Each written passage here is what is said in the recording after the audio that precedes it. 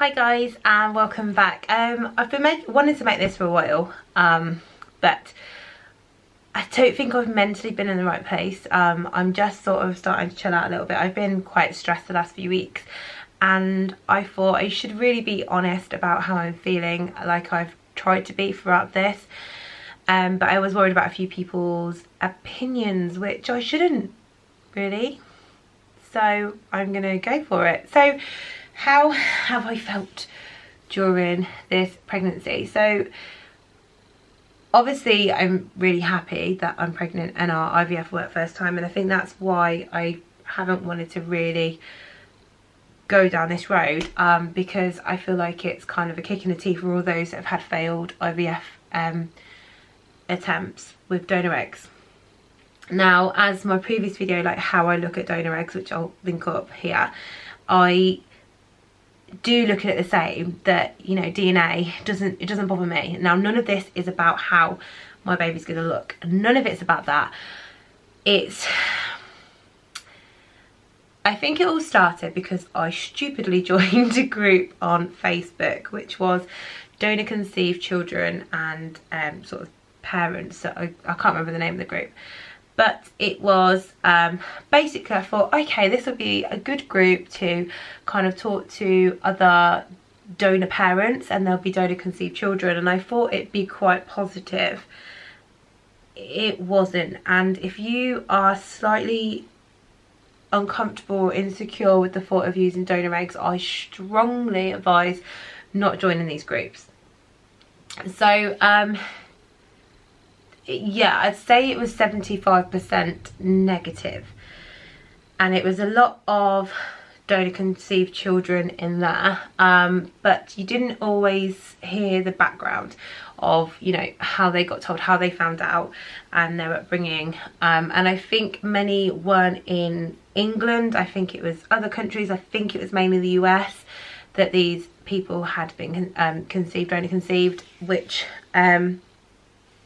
I'm not sure if the laws are different about it being anomalous and that, but there was just a few terms used. So like for me, like my term would be social parent, which I just don't like. I don't want to offend anybody if you're happy with that term, but I just didn't like being referred to as, so these people were saying my biological parent, my biological mother and my social mother.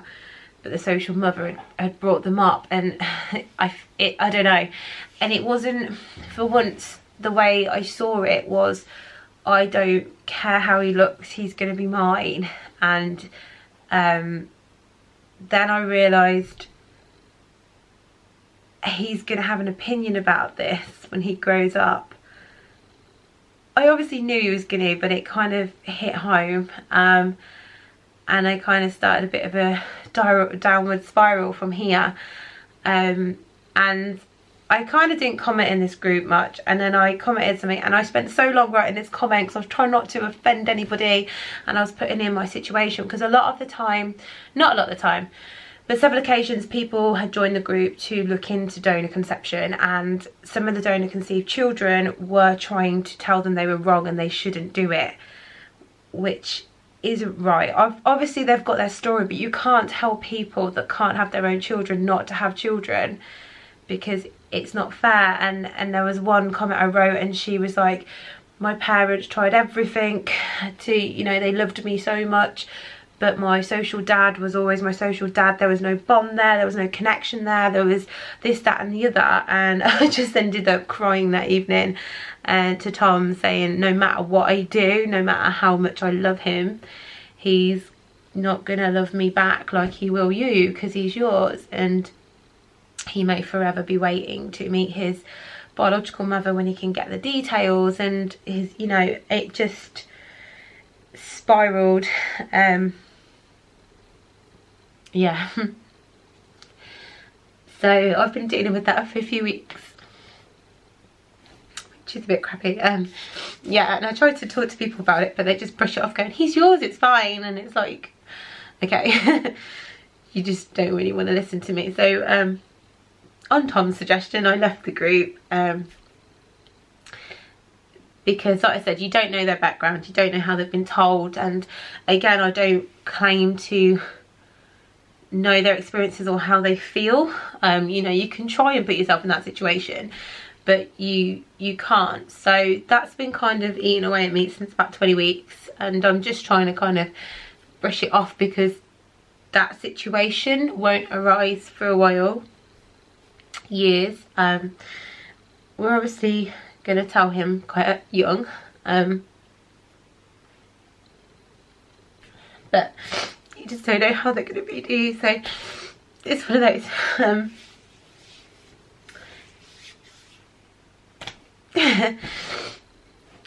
So yeah, I just feel guilty, because I should obviously be on top of the world about it and him, and I am.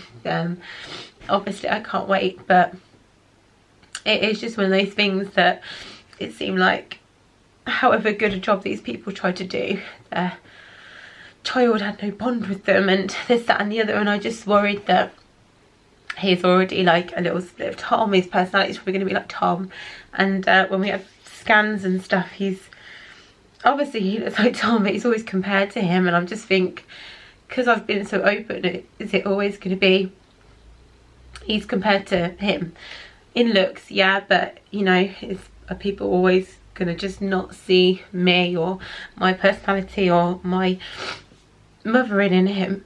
Yeah, it's stupid, isn't it? I think just a bit hormonal. So yeah, I'm trying to pull myself up the other end of it, because you know, I got quite down, kind of just between me and Tom, because I kind of gave up trying to speak to other people about it, because I think when I become pregnant, everyone was just like, oh my god, it's amazing, you know, you got told this and you were so young and you're amazing, and it is, it's great. But I think a lot of people will have these worries and not want to talk about it, because I don't want to annoy anyone.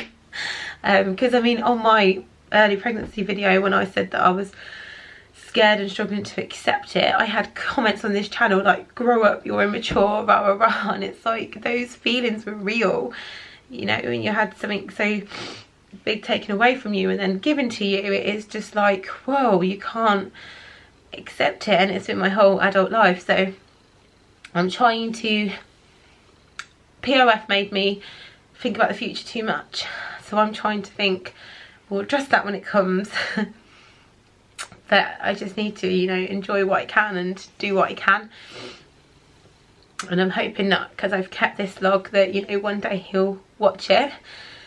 The other thing we've said as well is we do hope to have more, so hopefully, because he won't be like just on his own, if that makes sense, he won't be the only donor conceived child, that, you know, he'll have support from hopefully a future sibling.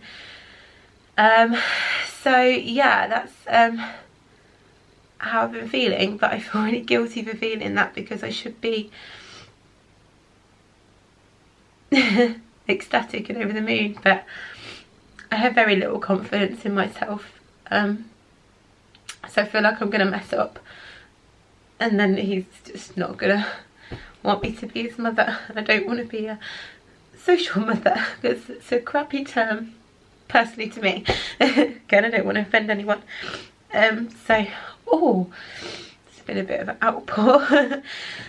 So that is how I've been feeling about my donor pregnancy. But on the positive, I am loving it at the same time. So I already feel like he's got a personality. He kicks me all the time. He's so active. He reacts to me, he responds to me. I know when to expect him to kick. If I put my hand in certain places, he will actually kick it. He does respond to me, so it is good. So the worries are worries for the future, and telling them the right way.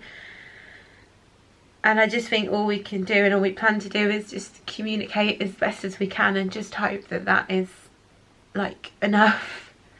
And sorry if you thought this was going to be more positive. I'm sure this is just, you know, I think you have a lot of worries in pregnancy, and it's probably that's all it is.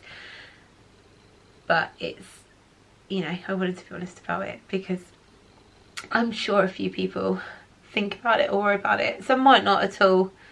I'm a massive overthinker, and my IVF journey in pregnancy has been quite emotional. But like I've said in previous videos, I got told so young that my whole life has been about this, and that my body can't do this, my body can't have a child of my own, and you know, I told myself I wasn't good enough, and there was something I did wrong, and my body did it because I was going to be a rubbish mother. Everything went through my head, so I think sometimes that just lingers.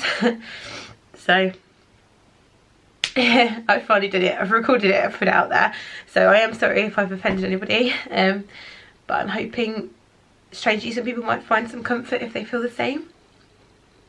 And I have you know, met some great people that have got more than one donor conceived child, and they're absolutely fine and happy, and you know, they're starting to introduce their kids to the idea of it.